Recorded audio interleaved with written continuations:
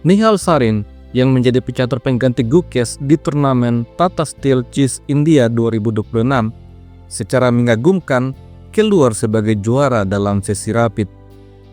Sarin mendapatkan 6,5 poin, unggul setengah poin dari Anand.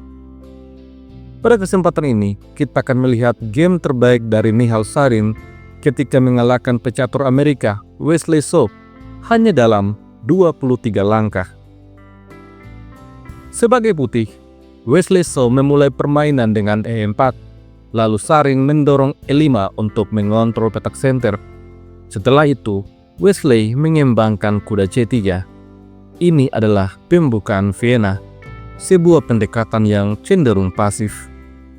Nihal Sarin kembangkan kuda F6 untuk tekan pion, lalu Wesley mendorong D4.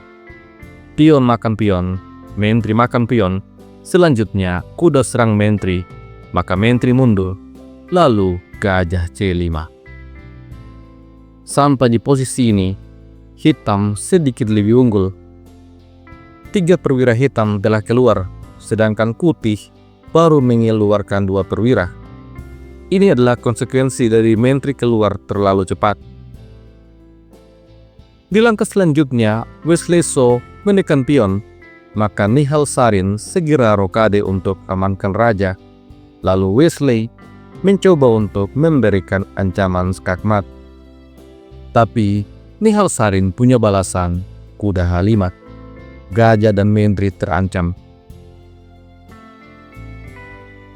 Apabila di posisi ini, mentri menghindar ke petak H3 dengan niat untuk ancam kuda, maka hitam punya balasan, gajah makan pion, skak. Setelah raja makan gajah, mentri skak, kuda tutup kak, mentri makan gajah. Dan terlihat hitam jauh lebih unggul. Apabila di posisi ini, mentri coba ke petak G4, maka kombinasi akan terjadi seperti yang telah kita lihat. Setelah raja makan gajah, mentri skak, kuda F3, mentri makan gajah. Kembali lagi, hitam sedikit lebih unggul. Langkah terbaik adalah mentri ke petak G5, menantang pertukaran setelah mentri makan mentri, gajah makan mentri. Ini hanya memberikan keunggulan tipis untuk hitam. Namun demikian, Wesley So memilih serangan balik dengan mentri F3, menyerang kuda.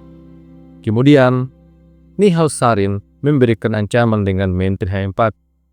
Selain mengancam pion di petak F2, juga memberikan proteksi pada kudanya. Di posisi ini, Wesley So tarik mundur gajah ke petak E3. Selanjutnya, kuda serang mentri. Mentri kemudian mundur ke petak E2, lalu kuda ke petak F4. Wesley So ditekan habis-habisan. Di posisi ini, Wesley akhirnya menukar gajah dengan kuda. Setelah itu, mentri makan gajah. Perwira-perwira hitam memberikan tekanan luar biasa sehingga Raja Putih sejauh ini belum bisa untuk rokade. Di langkah selanjutnya, Wesley So mencoba dengan G3, pusir mentri. Setelah mentri H6, Wesley kembali dengan agresif mendorong pion ke petak F4. Kuda hitam terancam. Di posisi ini, Nihal Sarin mengabaikan ancaman pada kuda.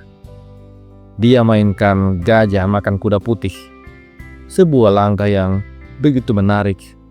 Karena setelah Wesley mengambil gajah, mentri B6, benteng dan pion terancam. Apabila di posisi ini benteng menghindar ke petak H1, maka mentri makan pion, benteng dan kuda terancam. Hitam akan sangat unggul. Jadi, Wesley segera rokade dan bentengnya dihajar. Di posisi ini, langkah terbaik untuk putih adalah mengambil kuda. Tapi Wesley So menunda langkah itu. Dia memilih kuda ke petak D5. Coba untuk melancarkan serangan, tapi kuda mundur ke petak C6. Setelah langkah ini, maka Wesley So kalah satu benteng.